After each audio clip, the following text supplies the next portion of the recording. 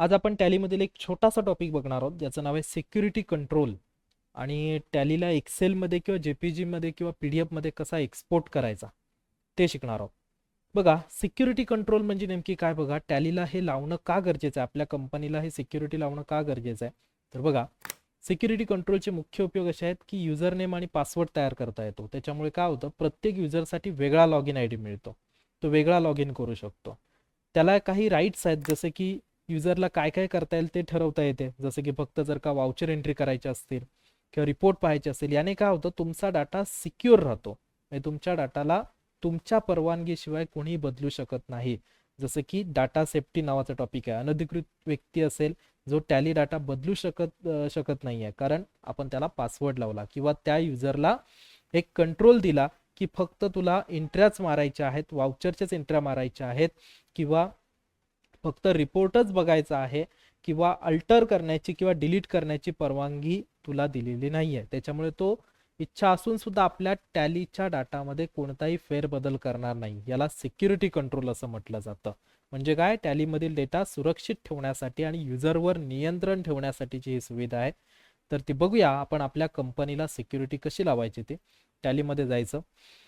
बघा, दोन पद्धतीने करता येतं. एक कंपनीचा ऑप्शन्स आहे, Alt+K ही त्याची शॉर्टकट कीज आहे, किंवा कंपनीच्या अल्टरनेशन मध्ये जाऊन सुद्धा करता येतं. तर आपण इथून जाऊ Alt+K. सिक्युरिटीसाठी इथे ऑप्शन्स आहे बघा, security, control user access to company data. Yes, युजरला कंट्रोल लावूया. युजर नेम एक सेट करूया. सपोज पकडा या ठिकाणी मी स्मार्ट IT असा युजर नेम टाकला आणि त्याचा पासवर्ड 123 सेट करतोय, 123. ओके. आता इथे ईमेल आय डी किंवा नवीन युजर एखादा जर का तयार करायचा असेल तर आपण तयार करू शकतो. इथे आपण डन ठेवूया. आणि त्या युजरला सपोज पकडा टॅली ऑडिट फीचर्स अनेबल करण्याची परवानगी आहे का? तर येस असेल. डिसअलाव ओपनिंग इन एज्युकेशन मोड, तो एज्युकेशन मोडमध्ये ओपनिंग त्याला नाही करता आला पाहिजे, त्यासाठी डिसअलाव करायचं आहे का? किंवा काय, ही जी सेटिंग आहे. तर आपण आता इथे युजर नेम आणि पासवर्ड सेट केला आहे. कंट्रोल आणि ऍक्सेप्ट करूया. ओके. आता या कंपनीला आपण शट करून बघू. F3 shut company. पुन्हा आपण आपल्या कंपनीला ओपन करू. बघा, युजर नेम आणि पासवर्ड विचारताय, म्हणजे माझ्या कंपनीमध्ये मीच, माझ्याशिवाय, माझा युजर नेम आणि पासवर्ड शिवाय कोणी लॉग इन होणार नाही. तर मी या ठिकाणी आपला युजर नेम इन्सर्ट करू आणि पासवर्ड इन्सर्ट करू. ओके. अशा पद्धतीने सिक्युरिटी कंट्रोल लावता येईल. एक छोटासा टॉपिक होता. त्यानंतरचं आहे एक्सपोर्ट कसं करायचं. बघा, टॅलीला आपल्या एक्सेलमध्ये आपल्याला टाकायचं आहे. एखाद्या प्रॉब्लेमला एक्सेलमध्ये एक्सपोर्ट करायचं आहे, तर ते कसं केलं जातं ते आपण बघूया. एक्सपोर्ट करण्यासाठी आपल्याला पहिलं वाउचरमध्ये जायचं आहे. पेजअप करून घेऊ, म्हणजे मागच्या एंट्रीला जाता येतं. याला मला एक्सपोर्ट करायचं आहे एक्सेलमध्ये. एक्सेलमध्ये एक्सपोर्ट करण्यासाठी इथे बघा, एक्सपोर्टची शॉर्टकट कीज आहे Alt+E. Alt+E. करंट म्हणजे चालू असणारं वाउचर मला एक्सपोर्ट करायचं आहे. कॉन्फिगर आपण पहिला सेट करू. कॉन्फिगर, इथे काय काय शो झालं पाहिजे ते सर्व इथे शो होत आहे. मला इथे फाईल फॉर्मॅटमध्ये जायचं आहे. एवढ्या फॉर्मॅटमध्ये तुम्ही तुमची फाईल एक्सपोर्ट करू शकता. जसं की एक्सेल आहे, HTML आहे, JPG फॉर्मॅट आहे, त्याच्यानंतर PDF आहे.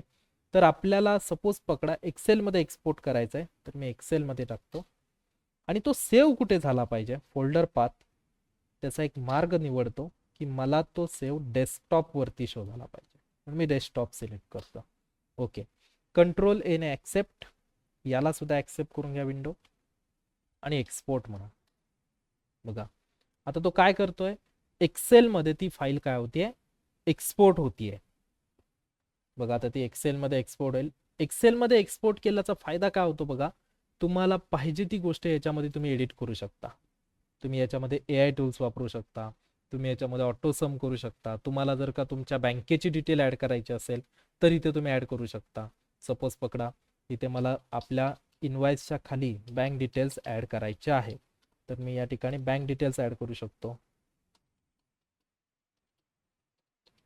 Bank of India.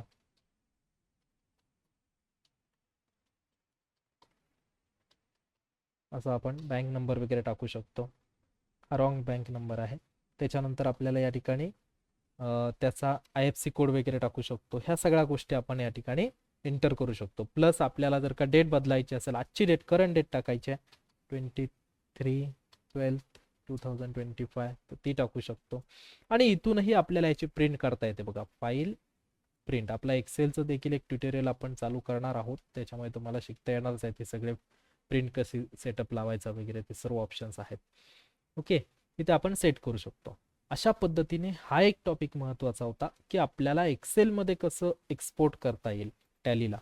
ठीक आहे, अजून भरपूर सारे आपले टॉपिक्स येणार आहेत पुढे. टॅक्सेशन वगैरे आता टॉपिक्स आहेत. आता मॅक्सिमम आपला टॅलीचा पार्ट संपलेला आहे, त्याच्यानंतर आपण टॅक्सेशन वगैरे घेणार आहोत. त्याच्यामध्ये भरपूर मजा येणार आहे, कारण भरपूर नवीन नवीन टॉपिक शिकता येईल.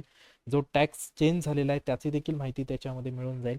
ओके, अशा पद्धतीने हे 2 टॉपिक छोटेसे होते जे आपण याच्यामध्ये कव्हर केलंय.